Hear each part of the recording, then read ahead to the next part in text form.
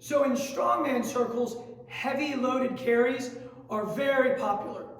So we want to go through some variations. So as we head into the winter, people exercising indoor, less space, instead of actually walking with them, you could march. Certainly you could walk, and if you have tight space, you could walk forward and backward. The backward walking has some really good value. Just be real careful with it.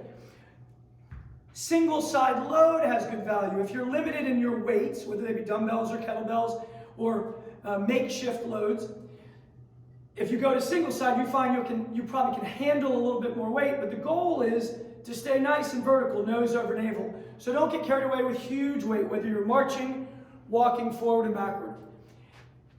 We can change the position or the height of that load up to shoulder. That'll promote a little more extension. This is in a rack position with my kettlebell. A dumbbell sits up there very nicely as well. Again, marching or walking front to back. You could go into what is often called an arm bar, fully overhead extension. On this one, we discourage a full shoulder blade reach, okay?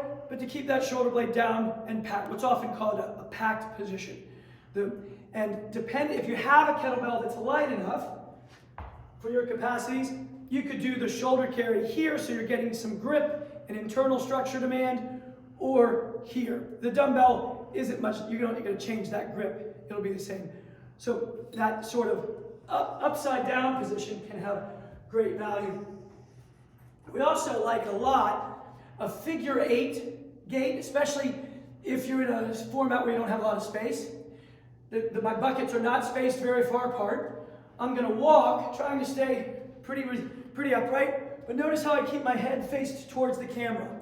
So my body turns underneath my neck, managing that lateral load. Could do it with 2 hands as well.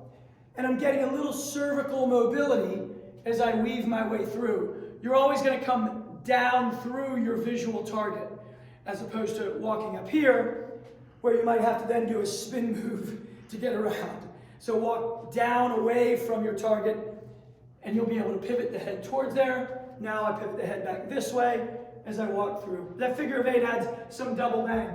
But the farmer's carries, as they're often called, whether they be with heavy load for short periods of time or lighter loads for longer, really can have some nice functional value in the gym, and especially, and most importantly, outside the gym. Because remember, everything you do with your exercise is so that the outside world feels better. Good luck with it.